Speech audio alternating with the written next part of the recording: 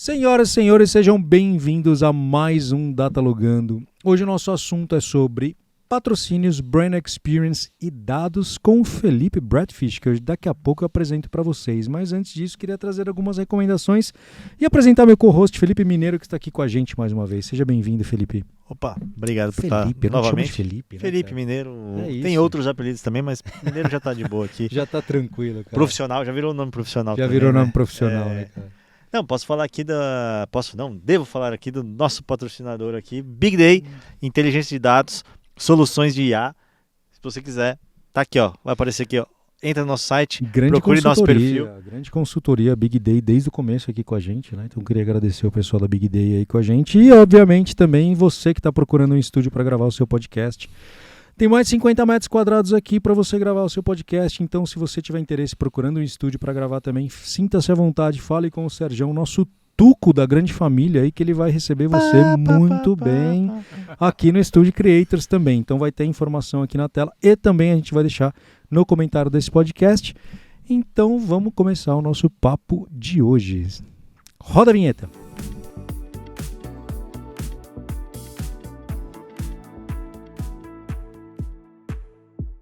Para começar o nosso papo, eu vou apresentar brevemente o nosso convidado, tá? Ele tem mais de 17 anos de experiência em marketing, trade e vendas, iniciou na Ambev como trainee em 2011, subiu rapidamente a cargos de liderança, onde conduziu projetos de live marketing brand experience, gerando resultados expressivos. Atuou como diretor de patrocínios, marketing de experiência, reestruturou patrocínios, ampliou parcerias, conduzindo ativações premiadas e fortalecendo marcas em eventos nacionais.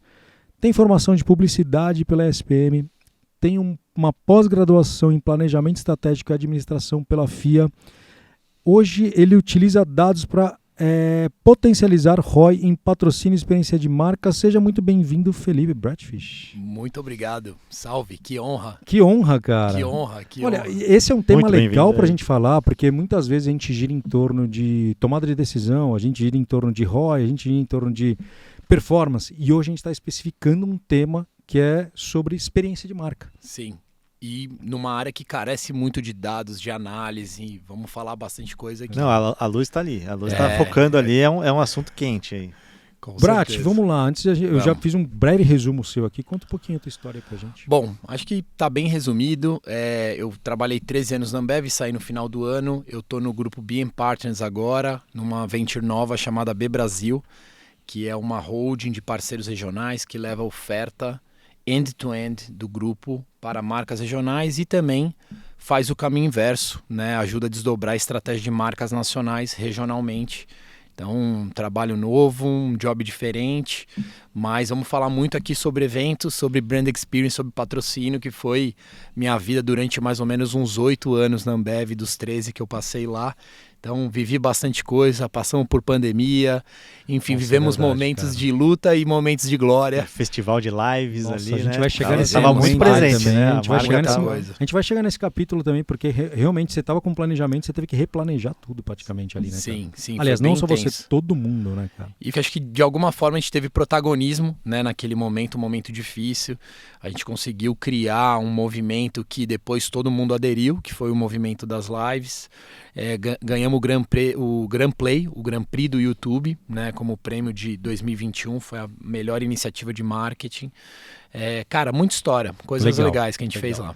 Cara, antes da gente começar nosso podcast, a gente tá falando de Brand Experience. Brand Experience, querendo ou não, é algo novo, que as marcas começaram a fazer parte do dia a dia da rotina das pessoas. Seja em evento, seja em patrocínio, seja em diversas frentes que a gente está atuando hoje. Eu vou até trazer um exemplo aqui, me arrisco a... Para mim, começou a fazer muito sentido o Brand Experience quando eu, alguns anos atrás, acho que foi por volta de 2015, eu não vou lembrar a data exata, quando a Red Bull é uma das pioneiras em Brand Experience, que a gente sabe que eles tentam trazer a Red Bull te dá asas de diferentes maneiras, diferentes formatos. É sempre o case, né? Pra ser lembrado assim. E aí eles fizeram um astronauta pular de paraquedas de 39 mil metros de alturas, e acho que aquilo lá foi um momento pra mim que você fala, mas por que uma marca tá fazendo isso? Uhum. E por trás tem muito significado. Então conta pra gente aí um pouquinho o que é esse Brand Experience. Bom, Brand Experience ele pode se traduzir em toda experiência de marca no final, mas hoje no mercado ele fala basicamente de ativações, interações ao vivo que a marca faz com o público. Quando que isso começou a crescer, e aí obviamente a Red Bull é uma das precursoras, né, uma das pioneiras no assunto, super inovadora e muito à frente, ela começou a fazer isso uma década atrás, mas por que vem ganhando tanto espaço hoje na estratégia das marcas? Primeiro, você tem um fenômeno de esgotamento da mídia. Então a mídia tradicional ela está se esgotando enquanto forma de alcançar determinado target. Além disso, você está tendo uma saturação da mídia digital, que surgiu, roubou muito espaço da mídia tradicional, não substituiu totalmente, porque muita gente achava que, sei lá, o rádio ia acabar, né, que os impressos iam acabar. Eles não acabaram, eles reduziram, mas eles têm espaço ainda, né, na vida do consumidor. Mas a mídia digital, que tomou muito espaço da mídia tradicional, ela também chegou num patamar de saturação.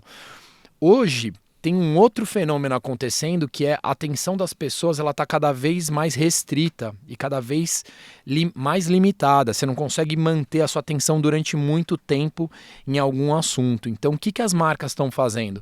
Elas estão ocupando espaços que tenham relevância cultural na vida das pessoas. Então, a marca escolhe um assunto que determinado público se identifica para conseguir se comunicar com esse público com atenção. Porque você pode se comunicar com o público, mas se não estiver prestando atenção, não estiver olhando para a tela, você não vai ter uma retenção da mensagem, você não tem recall, então você está gastando dinheiro à toa. O Brand Experience ele é uma forma de você, através de assuntos de interesse, passion points, cada um vai chamar de um jeito, de você hackear um pouco essa lógica e ocupar espaços nos quais você sabe que o consumidor está com atenção dedicada, uma atenção plena para determinado assunto, que é um assunto que ele gosta no final. Então, você não está interrompendo, você está entretendo, está participando do entretenimento. As marcas estão buscando hoje entreter e não interromper. Esse é um movimento que surgiu já há algum tempo, final da década passada já começava a aparecer. Como você mencionou, Brunão, a Red Bull foi uma das precursoras e ela começou a fazer isso através da mídia dela, da Red Bull TV. Exatamente. Então ela começou a gerar conteúdos que eram tão absurdos, que atraíam a atenção de todo mundo, independente do tema. Esse tema que você comentou, ela trouxe atenção para um spot radical que é paraquedismo no final. Mas foi extremo, completamente diferente, foi o extremo, né, cara? Exatamente. Então eles têm usado essa estratégia há muito tempo e por isso que essa marca é tão forte. Ela é mais forte que o produto até. Né? A marca é muito forte, ela pode ocupar inúmeras áreas, porque ela transcendeu o produto. O produto ele é só um meio da marca se conectar fisicamente com o consumidor. Mas eles começaram a fazer isso muito lá atrás e fizeram escola, né? Você falando aqui da questão do comunicar, né, dentro do evento, de uma ativação, eu lembro de um episódio que a gente teve aqui com o Bruno Ribas. Bruno Ribas. Ele trouxe esse ponto de que verdade.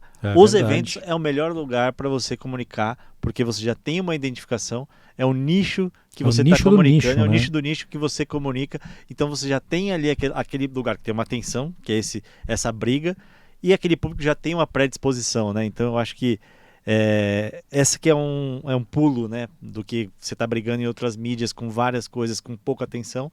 Ali naquele local você já está, passou essa barreira, né? Sim, costumo dizer assim que um comercial você esquece, agora um evento, uma experiência é difícil, é muito difícil, porque ela tem um nível de profundidade, ela te toca num lugar que a comunicação tradicional não consegue mais, né? Passou esse tempo. A gente criou um mecanismo de defesa que faz com que a gente não absorva boa parte da informação que a gente veja ao longo do dia. É um mecanismo de proteção para a gente não surtar, basicamente. Cara, e não vamos longe, assim, Big Brother acabou de terminar. O que tem de experiência de marca ali para os participantes, que nós, audiência, participamos juntos, Sim. para você entender o produto, é absurdo. Mas o que a mídia tradicional está tentando? Colocar as marcas, tá conseguindo, né? Não só tentando, mas colocar as marcas como protagonista Exatamente, do cara. contexto. Porque é uma forma de você reforçar e ter recall. né? Óbvio, o comercial ele tem um papel, ele dá um tiro de canhão, ele tem uma escala maior, o custo por mil dele tem uma eficiência muito grande, mas a retenção, o recall tem sido cada vez menor. Se você não criar, né? E assim, no final, eu acho que é importante frisar que uma coisa não substitui a outra, elas são complementares.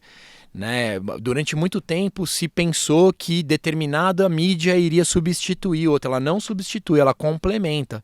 Porque as pessoas elas têm hábitos, elas têm estilos de vida diferentes. Você não pode desprezar determinado segmento porque surgiu uma tecnologia nova, alguma coisa, porque muita gente vai demorar para aderir àquela tecnologia.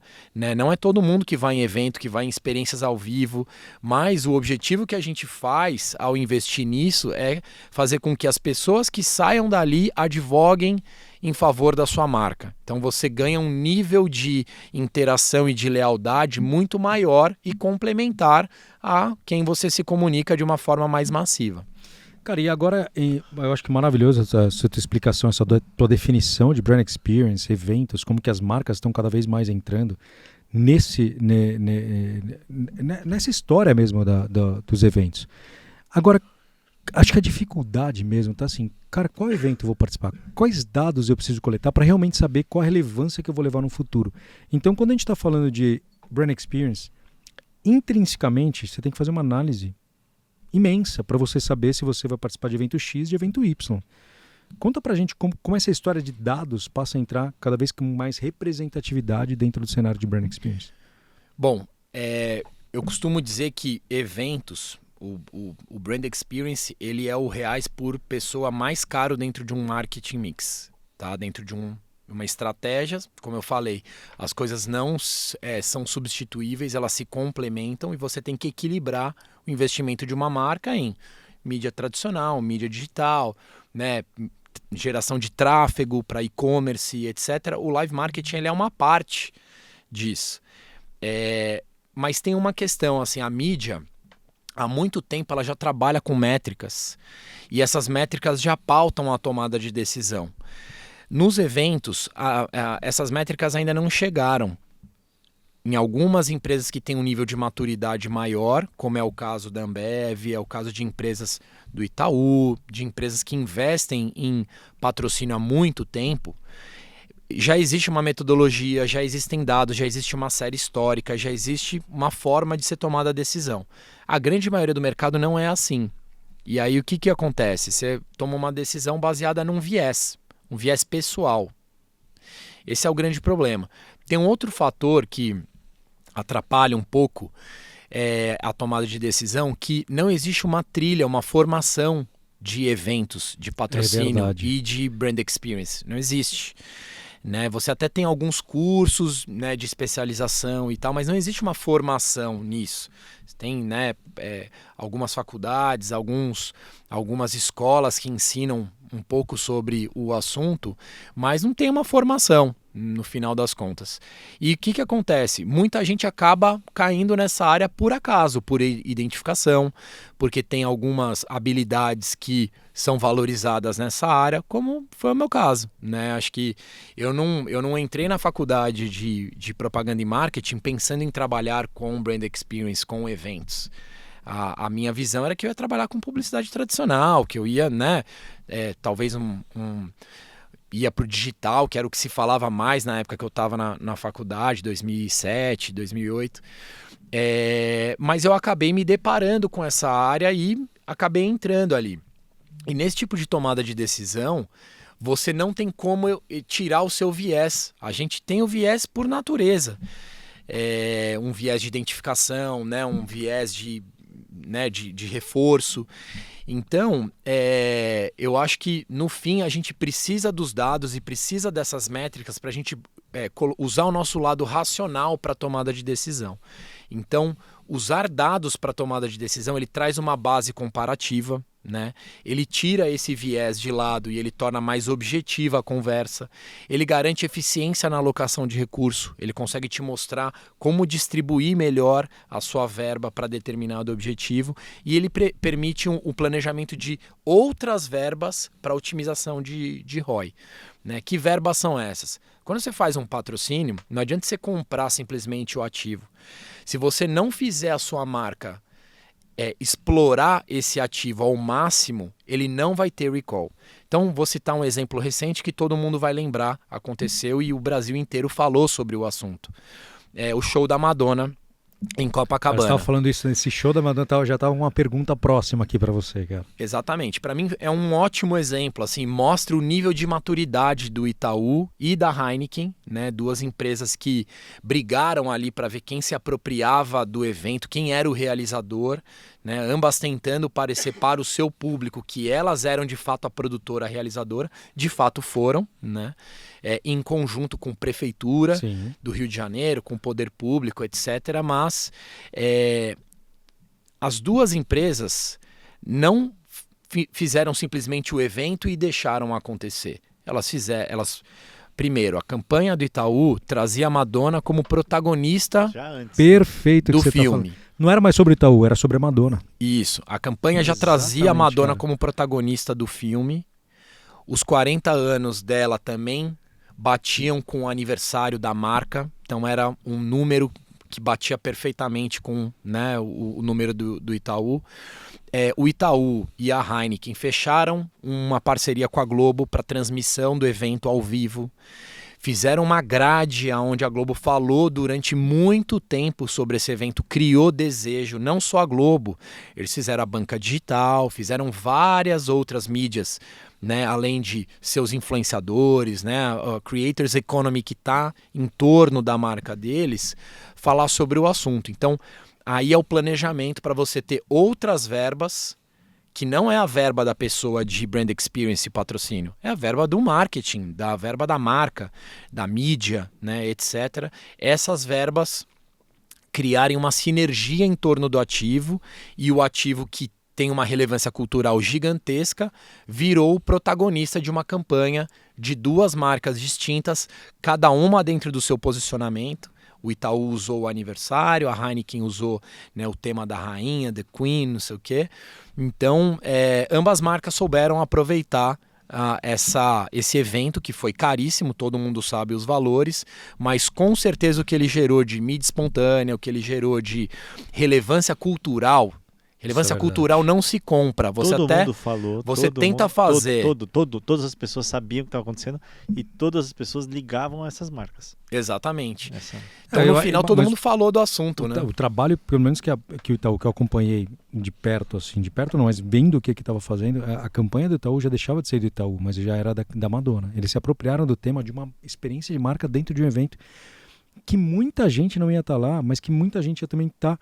Eles falaram, cara, eu quero que todo mundo participe disso daqui. Então você tinha aquela conexão, que você tinha aquele desejo de participar do evento. E mesmo participando de casa, quem não pôde ir ao evento, teve uma visão incrível, assim, entendeu o que estava acontecendo, teve uma participação de marca muito legal em relação a isso. Imagina se rolasse o evento e ninguém soubesse as marcas que patrocinaram. Cara, assim. Exatamente. São, né, alguns dezenas de milhões de reais jogados fora, no fim. Mas foi um exemplo que atuaram de todas as formas e funcionou sem nenhuma dúvida. Você estava falando ali de um ponto é uma novidade e não tem profissionais, não tem uma formação.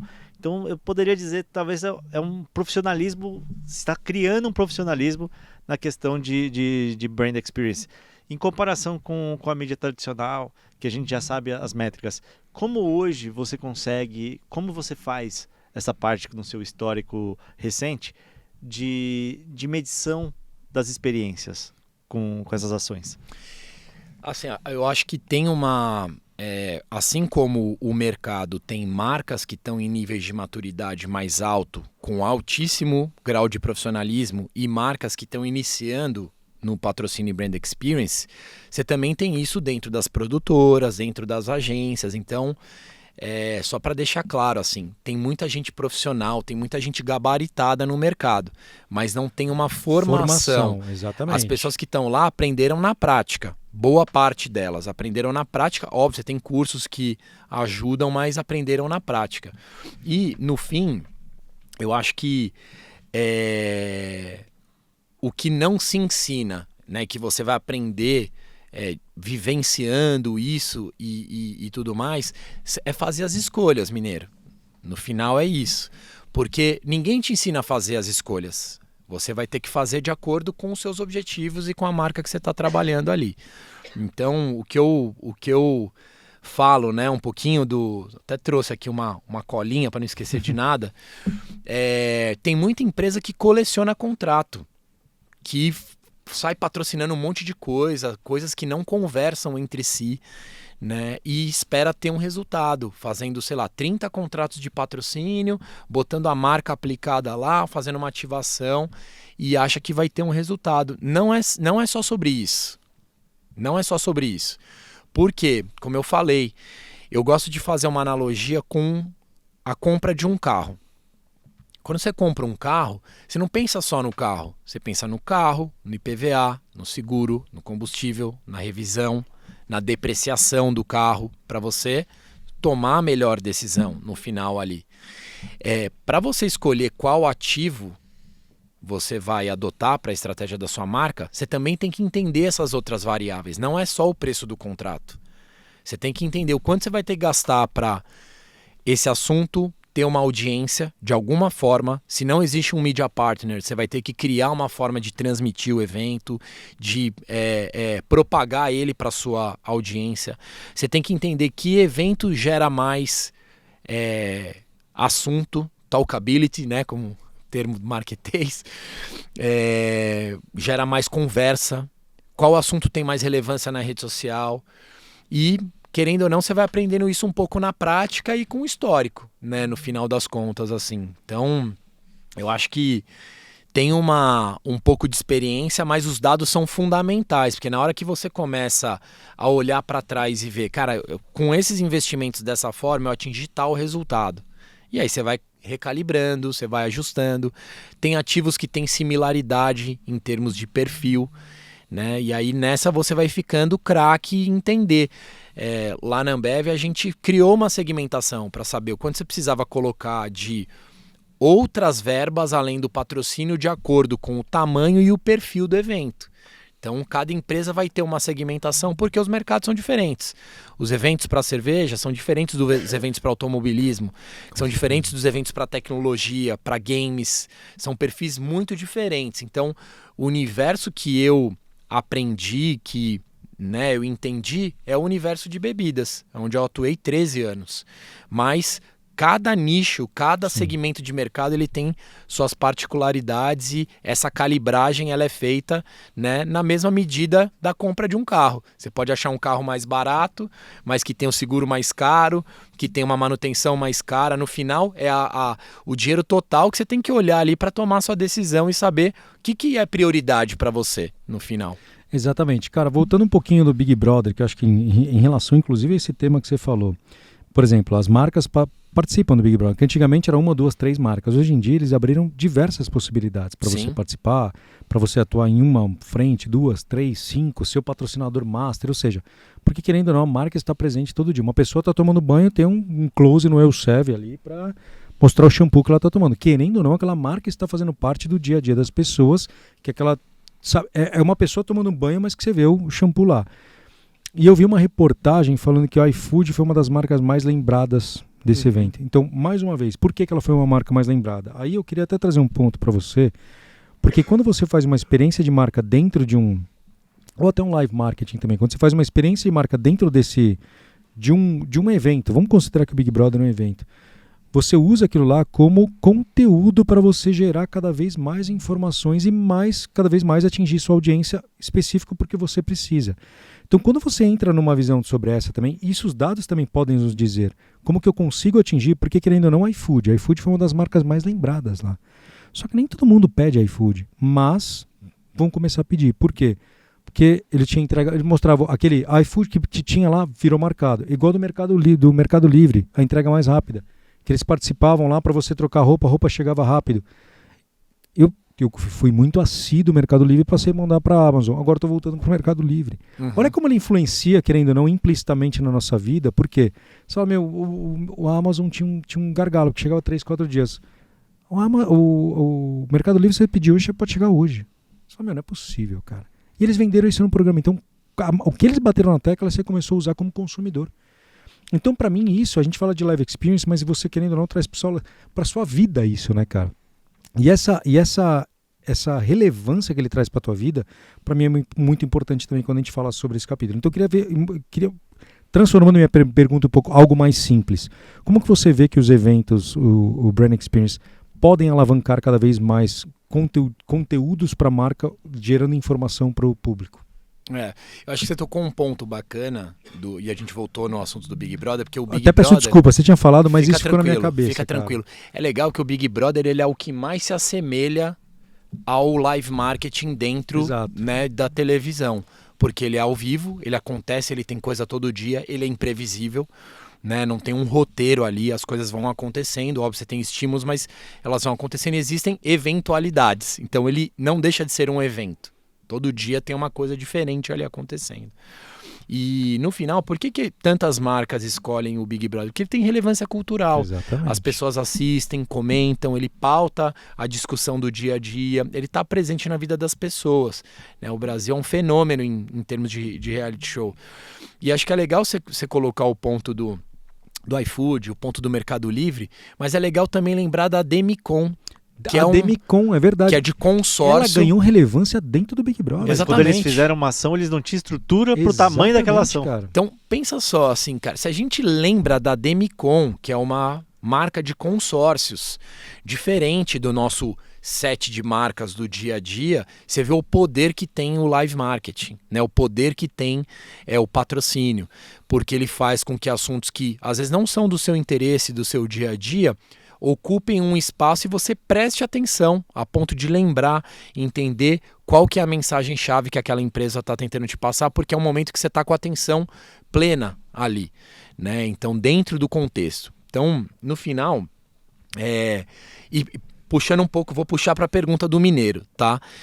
Que ele perguntou a tomada de decisão, como ela é feita e tal. Hoje, não existem tantos dados disponíveis a respeito do mercado de patrocínio e de live marketing, né, de brand experience, etc. Boa parte dessa coleta é manual. Essa coleta muitas vezes é manual, ela pode ser enviesada. Quem te dá a informação é o produtor do evento. Então você tem a fonte te dando a própria informação, né? Assim, muitas produtoras contratam consultoria para fazer um relatório no final. A própria Big Brother, ele tem uma consultoria que mede, né, além da audiência do programa e etc, ela mede, se não me engano é Stiling, que mede qual foi a repercussão no digital para as marcas que estão ali dentro. Então, cada vez mais os ativos de primeira categoria, os ativos maduros, vamos chamar assim, eles se cercam de dados para mostrar que o investimento ali tem retorno, vale a pena. Mas essa não é a realidade do mercado. Esse é o topo da pirâmide. Quando você desce um pouco para ativos um pouco ativos menos maduros ou ativos mais regionais, muitas vezes você tem uma ausência de informação. Muitas vezes você tem que coletar essa informação, você tem que buscar, né? Você tem que pesquisar, etc. E pode ser que essa informação venha enviesada. Então, acho que tem um trabalho muito grande de equalizar os dados. Porque a forma que determinado festival reporta os dados não é a mesma forma que o outro festival, porque eles têm consultorias diferentes, têm metodologias diferentes, tem pesquisa que é feita presencial, tem pesquisa que é feita por telefone, tem pesquisa que é feita online, e é difícil você comparar maçã com banana, com manga, são coisas diferentes. Então acho que tem um trabalho do profissional que está ali de tentar equalizar isso de alguma forma para tomar a melhor decisão, entendendo na prática como essas coisas se traduzem na realidade. Eu acho que entra um ponto, porque não é... impactou tantas pessoas, não é uma questão de número, é uma questão de sentimento. Sim. Então essa é muito difícil de metrificar. Ele estava feliz, quantos sentimentos possíveis são com uma experiência? Então Você está falando no final da jornada, né? Por exemplo, eu estou tendo uma experiência de marca e depois quanto que isso deve reverter para mim ou em vendas ou em LTV. Que se a pessoa vai estar na minha marca. É isso que você está trazendo, né? Não, tô dizendo como, por exemplo, você faz uma ativação. O que é você sabe quantas pessoas participaram. É uma métrica. Eu sei que passaram ali pelo meu stand ou pelo meu espaço tantas pessoas. Mas qual que foi o efeito disso dentro para as pessoas? Porque você está lidando diretamente com isso, com um sentimento. E ao mesmo tempo que você sempre lida com o sentimento, com o impacto de uma TV, mas ali você está conseguindo ver a pessoa. Então eu acho que é uma evolução, não é que é uma novidade, mas é uma evolução que você vai conseguir chegar num ponto a mais. Porque você vai não só impactar uma pessoa em número, mas você consegue saber a mais do que só impactar. Você sabe como foi o impacto. Talvez um exemplo. Carnaval. Carnaval é um evento público. Tem os bloquinhos de rua de São Paulo, estou dando exemplo de São Paulo, mas acho que todas as principais cidades têm. E a gente vê que as marcas estão participando cada vez mais ativamente do Carnaval, que é um evento público. Ou dando algum gift, ou dando algum boné, ou dando alguma pochete, dando alguma coisa, mas elas estão participando ativamente. Isso daí a gente consegue metrificar quanto isso pode ser benéfico para uma marca? Com certeza. Eu acho que no final a gente pegou exemplos diferentes aqui, mas o principal é você entender qual que é o objetivo da sua marca com aquele patrocínio. Tem objetivos diferentes. Você pode ter um objetivo de awareness, de tornar a sua marca conhecida. Caso da Demicon, que a gente acabou de falar, né? Não é uma categoria sexy, mas que precisa de awareness, né, no final. Você pode ter objetivo de associação, então se associar a determinado esporte, gênero musical, etc. E aí, a partir desse objetivo central, que deveria orientar toda a sua tomada de decisão, você tem que estabelecer quais são seus resultados-chave, né, os tal dos OKRs. Então você tem lá o seu objetivo, quais são os key results do final? No Carnaval, pegando o teu exemplo, Brunão, dificilmente você vai conseguir ter um objetivo de vendas, por exemplo. É muito mais de awareness. Vendas é super palpável. Não, vendas é super palpável. Sério? Dependendo Olha, da Quando marca. você é patrocinador oficial, você vai estar presente. Não, mas se você é o patrocinador que está aproveitando o momento... Você tem a guerrilha. Você tem a guerrilha. Que aí a guerrilha, assim, já é um assunto, assim, é difícil. Aí exatamente. É difícil, porque no final, a guerrilha, ela pode ser um anti-marketing, né? Você está se arriscando ali. Hoje, até um carnaval de rua... aquele negócio, você está tentando apagar a aparição de alguém que pagou para estar lá, sabe? É tentar mais invadir a festa do outro, assim, sabe? Acho que, no final, todo o tempo que a gente teve lá na Ambev, a gente evitava ao máximo esse tipo de coisa, porque é o tiro que pode sair pela culatra, né? Imagina a sua marca aparecendo numa notícia falando que marcas fazem guerrilha no carnaval, e aí a sua marca tá lá, aparece numa foto como uma marca guerrilheira, uma marca oportunista. Não é legal, sabe? Então, eu acho que existe sim objetivos que são super mensuráveis. Você conhecendo o ativo, você sabe o que dá para medir, o que não dá. Então, por exemplo, para uma cervejaria, o carnaval, você consegue medir totalmente o volume que você tem. Você consegue medir a quantidade de público que viu a sua marca, que passou pelo seu stand, etc e tal. Agora, para um app de delivery, por exemplo, é mais difícil. Você tem que ser criativo, criar formas de gerar tráfego, de gerar conversão, mas dentro daquele intervalo, ninguém lembra de eu fui no evento há um mês atrás e eu lembro que tinha uma promoção. Você não lembra, a conversão ela é ali meio instantânea. Então tem formas de você entender melhor quais são os resultados originados diretamente pelo seu patrocínio, pela sua ativação. Existem formas. Para isso você tem que ter uma boa agência que vai desenvolver uma ativação ali para você, saber seus objetivos e trabalhar em favor desses objetivos, conhecendo o seu ativo. Vou te dar um exemplo. O Carnaval, ele durante muitos anos, ele foi a principal plataforma de experimentação, para gerar experimentação, né, para a Ambev. Vocês devem lembrar a Beats, que era a Skol Beats, hoje é Beats. Né? Todo ano a Beats lançava uma inovação em que época do ano? No Carnaval. Carnaval. Porque ali ela garantia uma experimentação massiva com muita gente, e depois do carnaval você tinha um residual de pessoas que provaram, gostaram do produto e continuavam consumindo. Então, para esse tipo de marca, sei lá, vou citar um outro exemplo aqui que não é do contexto diretamente da Ambev. Qual seria a melhor época do mundo para você lançar uma champanhe ou um espumante diferente? Ano novo, né? Então, acho que tem alguns momentos assim que, para determinadas marcas, é o momento do ano. Você está me trazendo exemplo, cara, uma vez que a gente teve que fazer um trabalho para um camarote número 1. Automaticamente eu relacionei a Brahma. E eles falaram, não é mais. Não é mais. Olha como ficou. O nome ficou. O número 1, acho que pra gente que é um pouco mais velho, a gente lembrava que a número 1 era a Brahma. Talvez até por isso que eles pararam, porque não precisa mais. Eu não preciso mais patrocinar, eles não precisam, já tá na cabeça. Só que eles tinham que concorrer contra o camarote da Brahma. Sim. Pra mim era engraçado, porque você fala, pra mim é a mesma coisa, porque eu tenho a conexão do número 1, que é Brahma, e tem um camarote da Brahma. Não sou mais Brahma, agora eu sou o número 1. Não vai jogar isso na minha cabeça, cara. Pra mim, a vida inteira, a Brahma foi a número 1.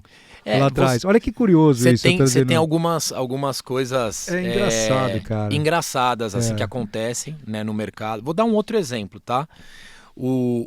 Lá atrás, quando não existia festival de música eletrônica no Brasil, a marca Skol trouxe um festival chamado Skol Beats. Ela criou, né, um festival chamado Skol Beats. Que era na Arena Embi, eu fui a alguns Skol Beats, cara.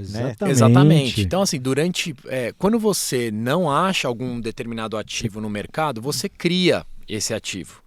Esse ativo pode funcionar para você durante algum tempo, em algum momento pode ser que ele não faça mais parte das prioridades da sua marca, e aí pode ser que ele ganhe vida própria. Ele pode criar uma vida, porque o público, ele às vezes não está lá só por causa da associação com a marca, ele está lá por causa da entrega, pela experiência que ele tem através daquele ativo. Então, depois que teve o Skol Beats, etc., teve o Skol Sensation, depois continuou tendo aquele evento, num formato muito parecido, as pessoas iam de branco, a mesma produtora, ele existiu por, se não me engano, mais 2 ou 3 edições. Por quê? Você ainda tinha demanda do público. Então acontece muito da marca iniciar um movimento, em algum momento aquele movimento não fazer mais sentido para a estratégia atual dela, ela mudar o foco, mas quem realiza o evento continuar com aquela estratégia, porque comercialmente ele é viável, é rentável, é um negócio interessante. Um evento proprietário que o impacto é muito maior porque já está no nome. Exatamente. Rock in Rio. O Rock in Rio é Heineken, mas não é Heineken Rock in Rio, é Rock in Rio. Sim. Você tem Skol Sensation, Skol Beats, já tá, só de falar do evento já tá falando da marca, né? Exato. Cara, deixa eu levantar um ponto aqui, para mim é curioso. Quando a gente fala de brand experience, quando a gente fala de live marketing, quando a gente fala de evento, a gente tá falando de hiperpersonalização. O evento já é personalizado para algo muito específico. E na minha ideia é que a personalização da mensagem da tua marca dentro daquele evento, ela tem que ser adaptada ao público que está naquele evento. Claro. Qual a influência dos dados nisso? Total. Assim, acho que no final, dentro de um evento, muitas vezes você tem vários públicos. Quanto maior o evento, mais heterogêneo ele vai ser. Tá? Então acho que é legal observar isso. E tem muito evento onde a pluralidade ela faz parte do conceito do evento. Então quando você vai para um festival, muitas vezes um festival ele reúne fãs de várias bandas, assim, hoje não tem... Talvez nas gerações passadas você tinha o roqueiro, o pagodeiro, né, etc. Hoje em dia não tem mais. O jovem e a maioria das pessoas, elas ouvem de tudo, né? Elas têm um gosto um set muito maior de repertório do que tinha assim no passado, que era quase um posicionamento, né? Você falar que gostava de determinado gênero, parecia que você não poderia gostar de outro. Então, hoje, eu acho que é cada vez mais difícil você conhecer todos os públicos que às vezes estão dentro de um evento. Quanto mais dado você tiver para geração de insights, melhor. E sabe qual é o melhor dado para isso? Não é o dado declaratório, não, é o dado transacional. Então, na hora que você tem, muitas vezes, o consumo da pessoa, né? Hoje em dia você pega uma pulseira de um evento, você habilita a pulseira com seu CPF. A produtora sabe quem consumiu A, quem consumiu B. Então existe essa base de informações.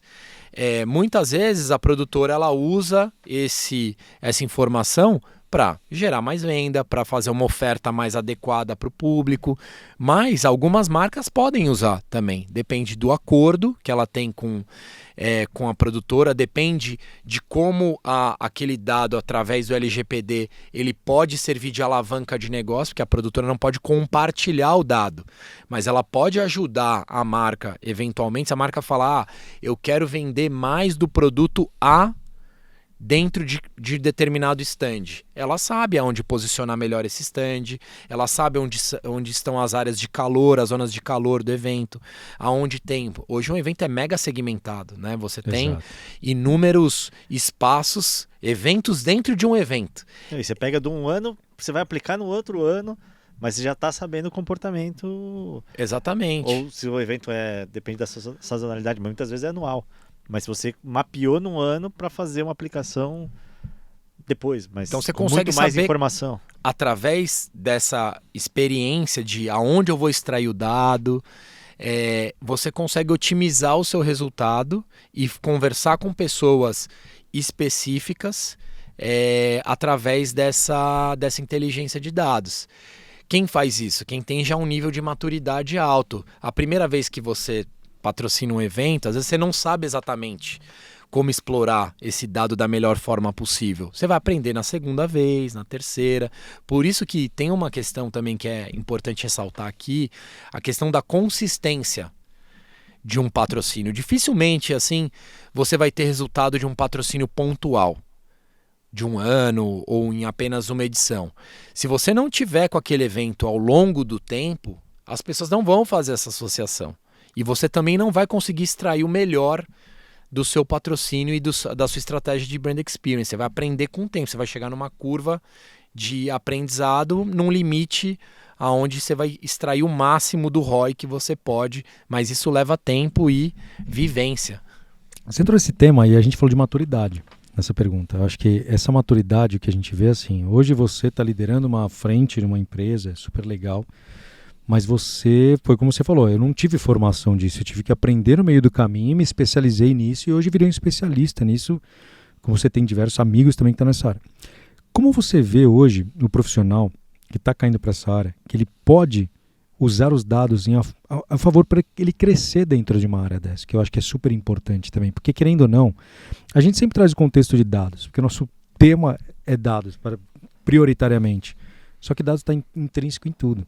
Se você não tem uma tomada de decisão efetiva nas suas próximas ações, você vai ter um evento ruim, que não vai trazer o teu objetivo, o seu OKR em cima da tua marca, e você vai cair em descaso lá dentro. Ou será que a gente vai? Será que não vai? Qual a relevância que traz isso? Então, acho que isso tem que ser muito bem alinhado. Então, para uma marca, para uma empresa, para uma pessoa, um profissional que esteja trabalhando nessa frente, quais as recomendações que você dá para ele fazer o uso de dados para trazer cada vez mais relevância para o objetivo que ele precisa dentro de um Brand Experience evento, live marketing?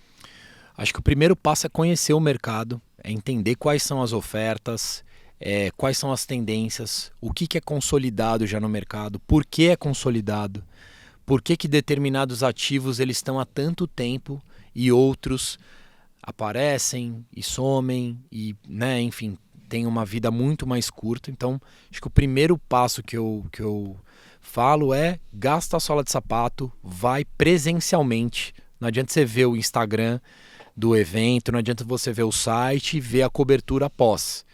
Você tem que ir lá e pisar no local, dar uma volta, ter a sua sensação, conversar com outras pessoas que foram, porque cada um vai ter uma experiência diferente dentro do evento. Você nunca vai conseguir ter a experiência completa, então é legal, cada um do time falar qual foi a experiência que teve, você conversar com pessoas que foram, às vezes, no mesmo evento que você, para ver qual foi a percepção delas. E acho que tem um negócio interessante que tá todo mundo virando especialista em eventos agora, né? A gourmetização, cara. São os críticos. Então, assim, todo mundo, até quem não foi no evento, critica o evento, porque viraram especialistas dentro do contexto da internet. Então, agora mim, todo mundo tem que dar sua opinião. Exatamente. A internet permitiu. Você não pode ver alguma coisa sem poder dar sua opinião, né? Então, acho que conhecer o mercado é uma primeira. Segunda é saber onde extrair o dado. Então, tem dado que dados secundários que são de fácil obtenção, qualquer um pode conseguir. né, no final das contas. Sei lá, você consultar um CNPJ de uma produtora, você sabe quem são os sócios, qual que é o capital social, você tem uma ideia, né, do tamanho daquela produtora, etc., através um pouco, né, de dados secundários. Mas tem essa parte de você conseguir dados de uma forma mais estratégica no final, que aí é vivência mesmo, é perguntar, é entender. E eu acho que o principal não são os dados, o principal é o que você faz com esses dados, porque transformar o dado em insight é a parte mais difícil. E eu acho que para isso você precisa saber quais são as perguntas que você quer responder, quais são as dores e as fricções que o consumidor tem ao longo da jornada do evento e qual é o papel da sua marca dentro daquele evento. Sua marca ela fala sobre diversão, sua marca ela fala sobre profissionalismo, elas têm um posicionamento totalmente diferente. Então eu acho que entendendo qual é o seu papel social da sua marca, para que ela existe no mundo atual, eu acho que você consegue buscar o insight dentro do dado que vai te dar oportunidade de negócio. Então, para mim, o seu concorrente vai ter o mesmo acesso à informação que você, provavelmente. Eu acho que o grande segredo é como transformar essa informação em insight estratégico para a marca e colocar sua marca num lugar ali que ela vai resolver uma dor da pessoa, ela vai ser vista como um aliado, como uma marca parceira. Você estava falando do exemplo do carnaval, né? Pô, a marca, eu lembro lá atrás, eu tinha o exemplo da Antártica, do chapeuzinho panamenho, né? Nossa, é verdade. Pô, aquilo cara. ali era ótimo, porque às vezes você tava lá um sol danado no calor do Rio de Janeiro, que era onde a marca tinha o seu reduto ali, e pô, a marca distribuía, às vezes era coisa de milhões de brindes, funcional, um brinde que, pô, te ajudava ali a aliviar um pouco o calor, a proteger a sua cabeça. Você me trouxe a recordação da Sprite, que era o chuveiro, para a pessoa se refrescar. Olha como ela entra no dia a dia da pessoa, cara. Exatamente. Você trouxe com relevância, com Pertinência. É um poder com de uma ação.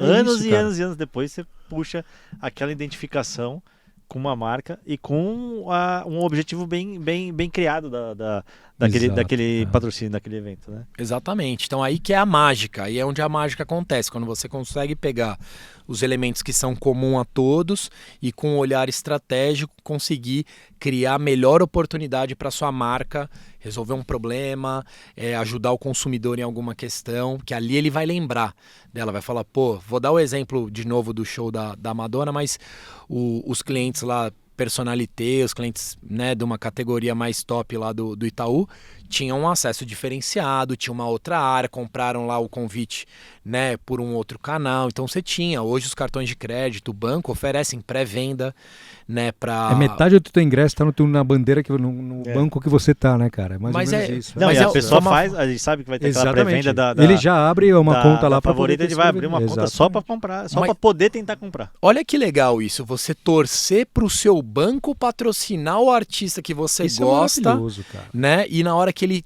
patrocina um artista que você gosta, você celebra que o seu banco é o patrocinador dali. Não cara, tem como esquecer. É você engraçado, fala, pô, porque eu comprei na pré-venda porque eu sou cliente do banco X. É a vantagem de qualquer conversa, falar, você vai comprar um ingresso? Ah, eu não sou cliente tal.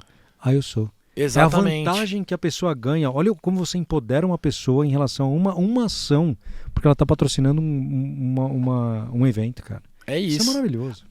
A primeira pessoa a ter essa ideia, no final, se diferenciou durante um bom tempo, né? Exatamente. Tem uma marca aqui no Brasil que foi construída muito em cima disso, que é a Elo, né? A Elo, se você for pensar em bandeiras de cartão, etc., agora eles estão até um pouco mais distantes do patrocínio de eventos. Mas eles entraram muito, Mas a Elo, né? se construiu e assim, converteu muita gente através de pré-venda de show. Então a Elo tinha uma parceria com a Live Nation, com várias produtoras aí no mercado, onde ela foi uma das primeiras a ofertar de forma consistente, não apenas um evento ou outro, mas ao longo do ano tinha, sei lá, mais de 10 eventos que você tinha prioridade na compra e o consumidor fazia adesão e usava o cartão porque sabia que, né, mais hora menos hora, a banda preferida deles ia ter a pré-venda lá pelo cartão de crédito. E nada mais valida que foi uma escolha, que foi uma direção certa, quando todo mundo começa a fazer. Exatamente. Todo mundo começa a... Opa, é uma oportunidade também. Então, sim. A direção deles foi perfeita. Pioneira e certa. É curioso, a gente está quase terminando nosso papo aqui, Brad. Tipo, faz quase uma hora que a gente está aqui, você tem noção disso, cara? Passou rápido. Mas quando a gente fala de live marketing, quando a gente fala de brand experience, a gente sempre está relacionando ao lado positivo da moeda. Então tem um evento, uma marca vai lá, patrocina porque ela quer se relacionar a isso. Mas infelizmente nem tudo são rosas. A gente sabe que acabamos de viver o episódio lá do Rio Grande do Sul. Sim. Onde, querendo ou não, teve um desastre natural, teve muita compaixão de pessoas, marcas e todo mundo entrando nessa seara para poder ajudar a população a se restabelecer novamente. A gente vê muitas marcas entrando também em relação a isso. Então é curioso a gente falar, porque assim, estamos falando de evento, coisas positivas, mas também tem Rio Grande do Sul, tem que estar acontecendo e tem muitas marcas entrando para poder ajudar. Eu queria que você trouxesse teu ponto de vista também. Eu acho que não é nenhuma questão de dados, porque isso daí aconteceu, não tem como você prever isso daí.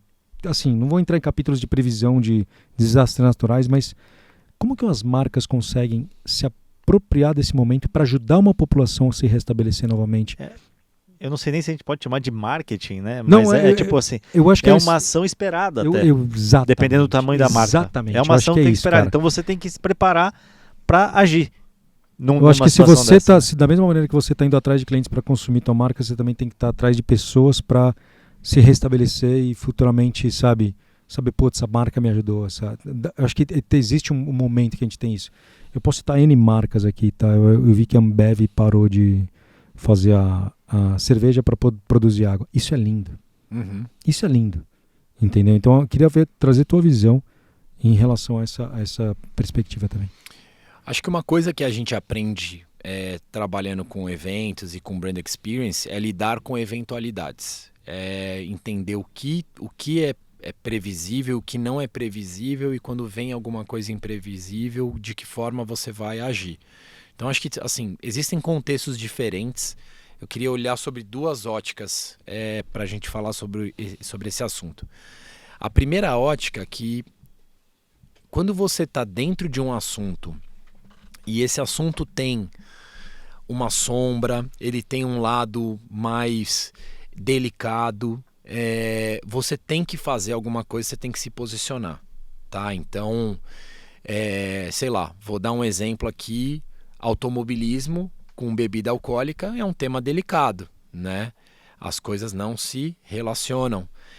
Você não pode incentivar bebida alcoólica junto com direção e tal. Então, só para estar dentro do contexto da cerveja, não vou nem pegar o exemplo da Ambev, vou pegar um exemplo da Heineken, que patrocina a Fórmula 1, mas ela coloca a Heineken Zero no final. Então, através do patrocínio, que é um patrocínio muito caro, né, ela está falando sobre consumo de cerveja sem álcool num território que muitas vezes a pessoa quer beber, mas não quer o efeito do álcool. Então, é uma forma que você pode trabalhar assim. Eu vou citar um exemplo também da Ambev de um projeto que a gente fez que, fiquei super orgulhoso de poder participar e liderar.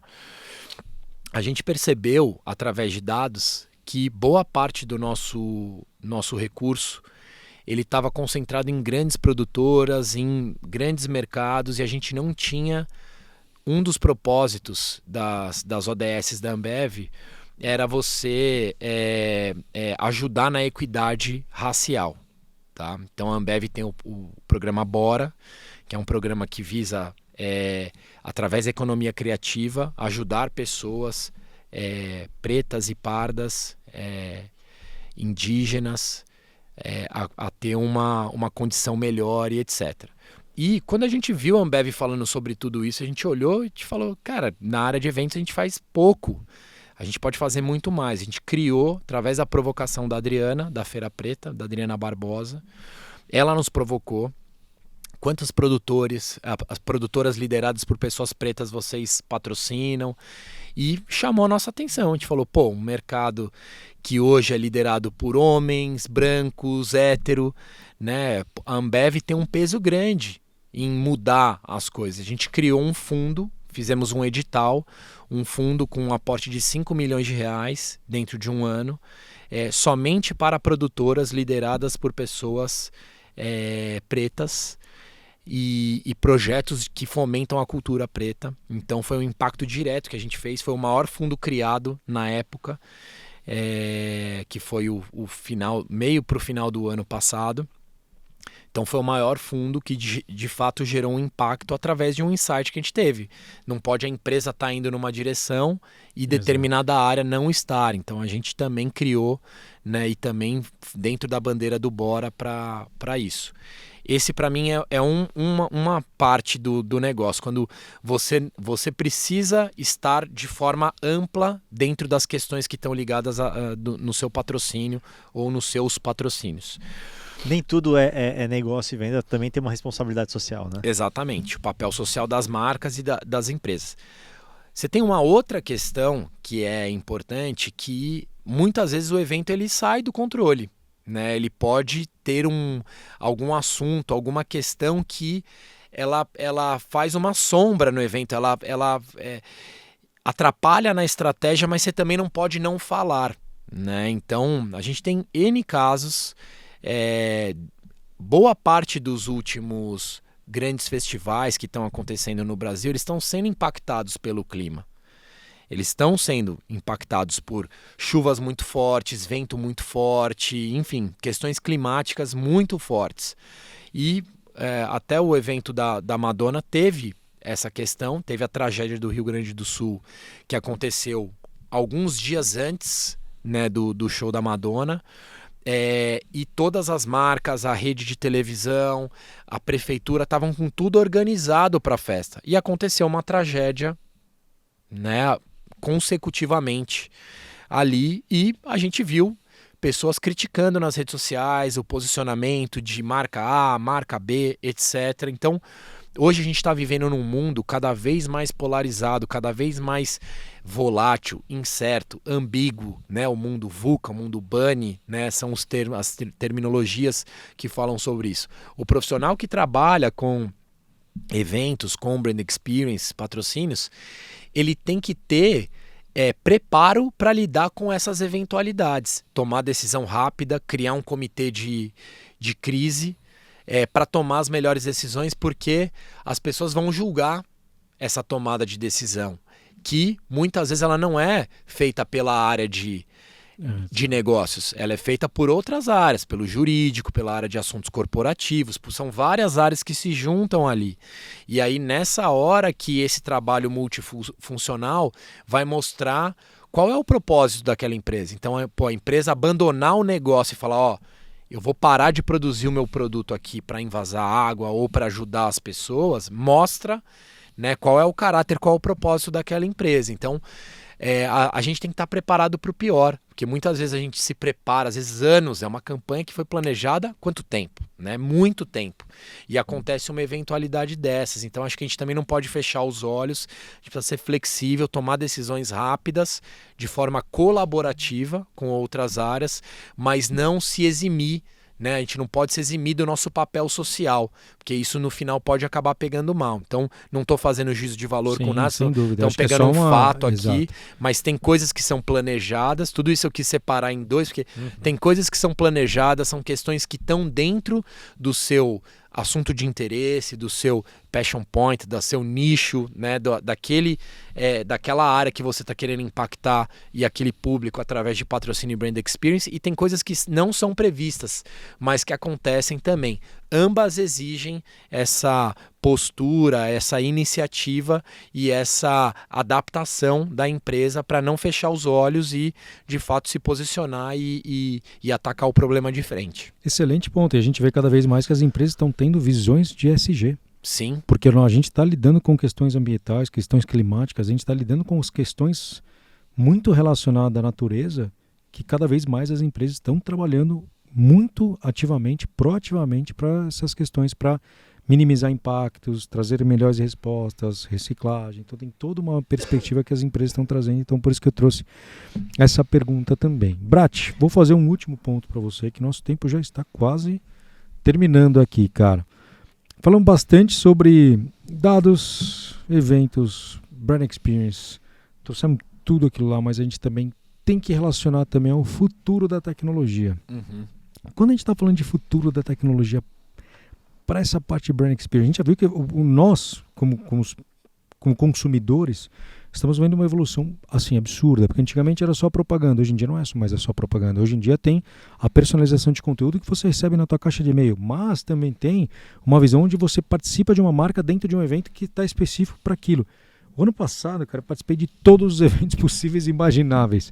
O que eu participei de ativação de marca, que eu fui no Austin, a South by Southwest, fui para Lisboa, fui para todos os eventos, cara, e todos os eventos estão cada vez trazendo mais atenções de marcas para elas poderem participar e poder trazer cada vez uma visão de inovação. Dado esse cenário, como que a gente consegue interpretar tecnologias que podem auxiliar quem estiver trabalhando com Brand Experience? Bom, acho que a tecnologia está cada vez mais popular, mais barata, mais fácil de disseminação. Eu acho que a pessoa que está ali na cadeira, ela tem que entender o que é relevante para a área dela e o que não é. Então, acho que tem tecnologias que nos ajudam a criar uma experiência imersiva, criar uma experiência de você fazer parte, né, do inconsciente coletivo. Eu gosto de citar muito o exemplo das pulseiras RFID que se popularizaram pelo Coldplay, pelos shows do Coldplay, mas hoje elas estão em inúmeros eventos, né? É muito fácil, né, você fazer. A tecnologia hoje ela é barata comparada ao que era no passado.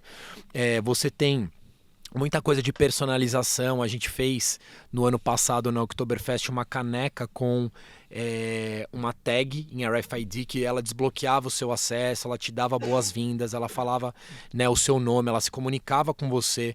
A chopeira, ela tinha uma tecnologia de aproximação, então você aproximava a sua caneca dentro do camarote Spaten da Oktoberfest de Blumenau e ela te servia, ela te lembrava o momento de tomar água.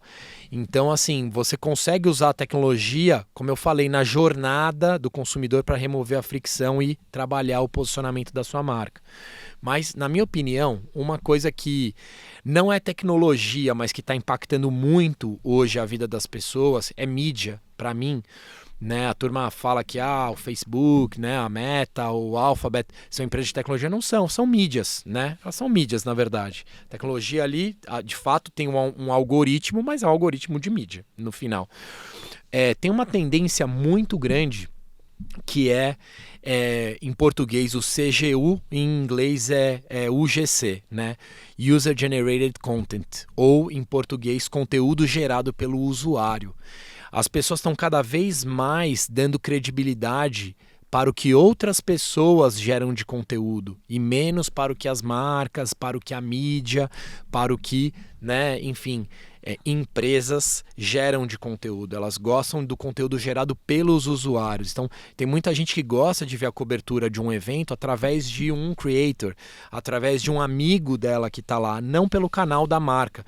Esse é um fenômeno que está assim, é muito grande. Então, hoje tem uma estatística que mostra que mais ou menos 80% do conteúdo gerado, consumido pelas pessoas de um evento, ele foi gerado por outras pessoas. E o que acontece? Você não tem controle desse conteúdo. Exatamente. A pessoa ela gera o conteúdo da forma que ela quiser. Então, o que você pode fazer para garantir que a sua mensagem seja passada da forma correta, que o seu posicionamento esteja claro ali? Você pode fazer isso através de experiência, né? De tecnologia. Você pode fazer isso através de visibilidade. Tem inúmeras formas. Mas, quando se pensa na ativação do evento e no brand experience, no final, você não tem que pensar na cabeça do produtor ou na sua cabeça de patrocinador. Você tem que pensar na cabeça do usuário. Como ele vai ver minha marca? Como minha marca vai aparecer na hora que uma pessoa estiver filmando com um celular que não é um iPhone 15, que não é o celular de última geração, né? Será que a minha marca aparece quando eu filmo o palco? Será que o meu LED aparece? Tem que ir lá e testar, fazer a prova. Então, para mim, a tecnologia não vai substituir muita coisa real, e o principal que eu acho que é a tendência é cada vez mais o usuário ser o protagonista da história, e não só o protagonista que vive a história, mas o que conta a história também. Ele vira o porta-voz, né? Ele é o porta-voz oficial, né? Mesmo não sendo oficial, ele é o porta-voz. Cada vez mais a gente está gerando porta-voz. Ele é maior, né? Querendo ou não, para a audiência dele, ele está sendo. Se ele está naquele evento, ele teve uma experiência boa, ele vai compartilhar. Se ele teve uma experiência ruim, ele também vai compartilhar. Então é esse capítulo, cara. Acho que você trouxe um ponto maravilhoso. Muito bom. Cara, eu acho que foi esse nosso bate-papo. A gente já deve estar batendo quase 1 hora e até mais. Quanto, né, Sérgio? 1 hora e 5 minutos. Já estamos até passando aqui. Prat, queria te agradecer a sua presença aí hoje, para dar uma aula aí pra gente sobre... Não, foi sponsorship. enriquecedor demais. Demais. Acho que já demais. entra entre os favoritos aí, né? Acho Olha que... lá, ó, o Mineiro já tá Pô. puxando o saco aqui, tá vendo? Agora acho já que tá foi, nessa... pessoal. Compartilhe e mande aí pro pessoal aí, comente aí também, porque esse episódio merece aí Merece, cara. repercutir e a gente responde depois aí o que for comentado. Exato. Brat, queria te agradecer aí e queria que você fizesse as considerações finais aqui do nosso episódio hoje, cara. Bom, obrigado. Adorei falar sobre o assunto. Acho que dados está intrinsecamente ligado com experiências. Saber utilizar os dados, saber transformar dados em insight é o segredo para boas experiências. Queria te agradecer, Brunão Mineiro, pelo espaço. Para mim foi um prazer bater esse papo. Eu adoro esse tema.